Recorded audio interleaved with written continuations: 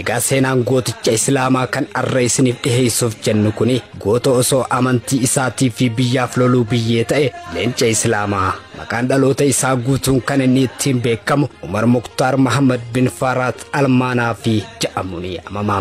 Gootichi Liibiyaa Umar Mukhtar kan warra gita bittaa Xaaliyaanii biratti Maatarii fi Maaniifaa jedhamuun beekamu hoogganaa ol aanaa garee diddaa gita bittaa Xaaliyaanii kan yeroo sana siyaasitii jedhamu isa yeroo ammaa Kiriimiyaa jedhamuun beekamu dachii baha biyya Liibiyaatti ture.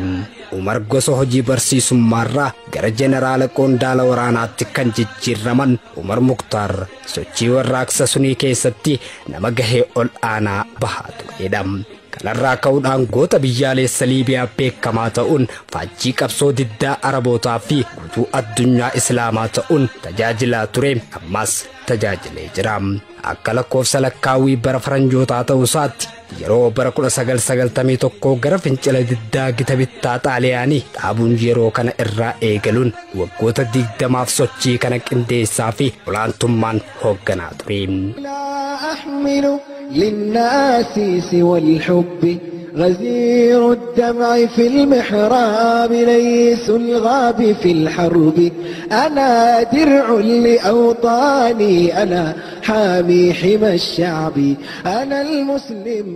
Umar Mukhtar bara 1962 magaalaa Zanzur naannoo Tobruk jedhamutti gosa Miinfaa keessatti dhalatee guddate. Gosti Miinfaa Najiib Al-Tarfee yeroo Umar Mukhtar dhalate sunitti to'annaa warra Ottoman Turkii jala akka jirtu ragaaleen barreeffamaan jiran ni ifoomsa.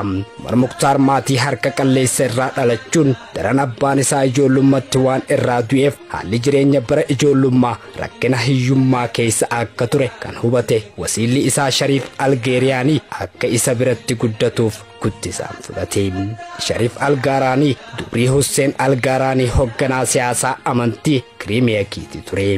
Eegasii booda ammoo Umar Mukhtar magaalaa guddoo sunis kan taate Xaariqaa keessatti barnoota yuunivarsiitii sunitti kan magaalaa Jahabuubitti argamtutti waggaa 8f barnoota osoo hin jalqabneen dura baadiyyaalee garaagaraa keessatti barnoota Qura'aanaa kabajamaa masjiidota baadiyyaatti argaman keessatti hordofaa ture.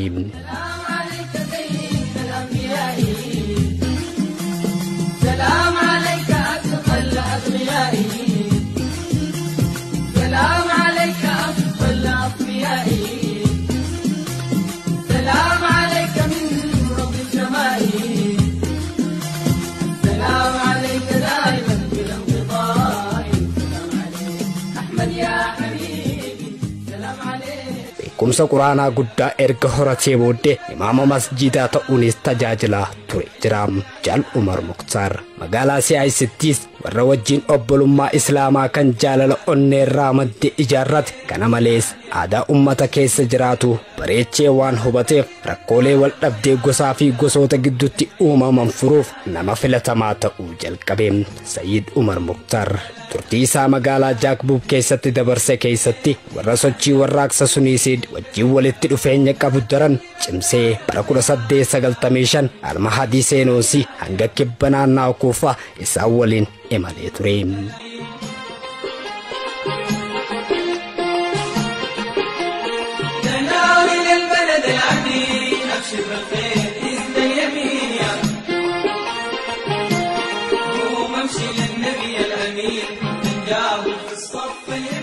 Taatee birootiin Al-Mahadiin gara kibbaatti hanga karootan bulchiinsa biyya Chaad taateetti wajjin imaluun yeroo warri koloneeffattoota biyya Faransaay gara Chaaditti bara 1899 lafa babal'ifatanitti Umar Mukhtar aangoo Sheek of Zaawiyyaat Alkaalaaq ta'uun kan filame ture.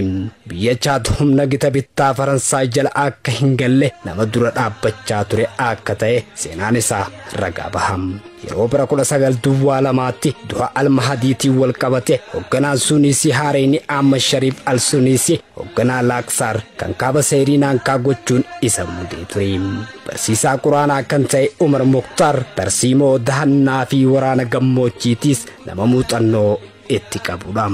haala teessuma lafa baadiyyaa sirriitti waan beekaniif kanatti gargaaramuun humna gita bittaa warra xaaliyaanii kan haala naannoo sanii hin beekne irratti irra deddeebi'iin injifannoo irratti injifannoo galmeessuun galmee seenaa keessatti seenaa bara baratti ilmaan Afrikaa hunda boonsu nama hojjete tureen Sayyid Umar Mukhtar.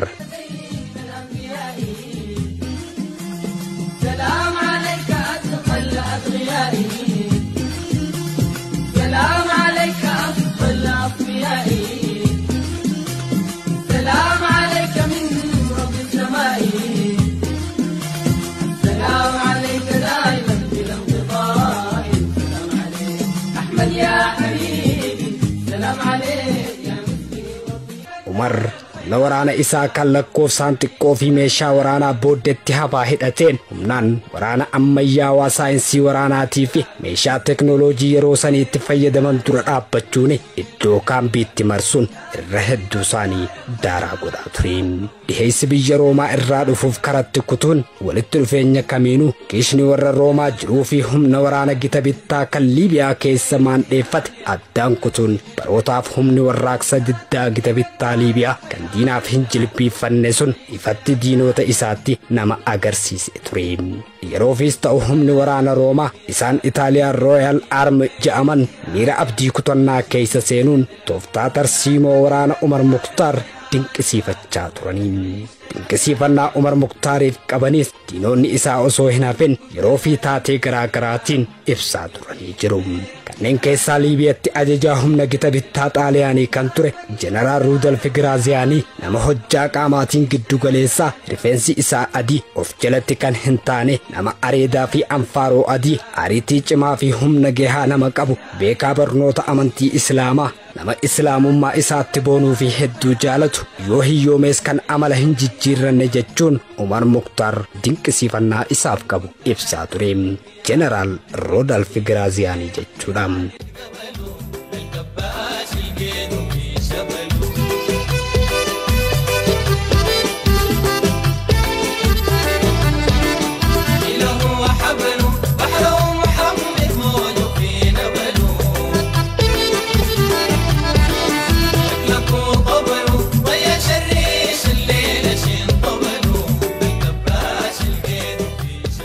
Duba ilma Islaamaa kan osoo biyyaaf biyya isaatii fi amantii isaatiif mormu beelaaf dheebuu meeqa gammoojjii Liibiyaa keessatti obsaa ture qabsaawaa warra Liibiyaa Sayyid Umar Mukhtar osoo guyyaa tokko mootota warra Itaaliitiif harka kennuuf hin abjootin guyyaa xumura isaa ammoo akka lakkoofsa lakkaawwii bara faranjootaa ta'uu isaatti yeroo bara 1931 seenaa irratti baay'ina humna waraana xaaliyaaniitiin caalamanii yeroo jalqabaatii fi xumuraatiif guyyaa sun qabamee ture.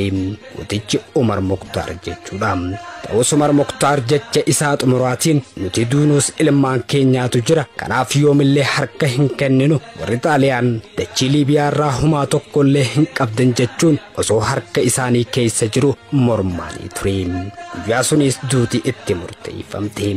Haaluma saniin humna jeneraala xaaliyaanii Rudolf Giraaziyaaniitiin ija ummata biyyattii duratti yeroo sana akka lakkoofsa lakkaawwii bara faranjootaatti baruma 1930 takka sun keessa Jaal Umar Mukhtar kan inni lubbuu isaatiin rarraafame. Guyyaa san ummanni Liibiyaatis nama jabaa tokko dhabe. Yeroo ammaattis maqaan isaa ummata biyyattii biratti Lion of the Desert jedhamuun kan lalifamuudha.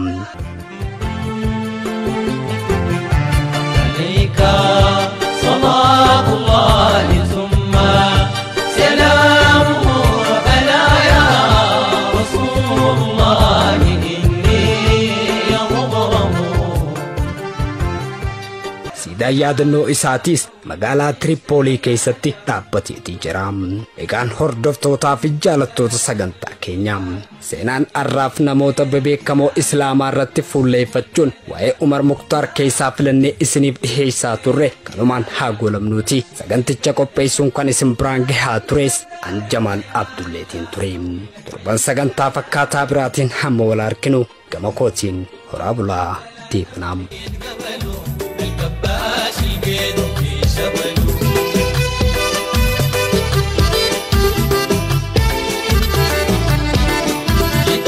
جبلها بقيت قبله الكباش القيد في شبه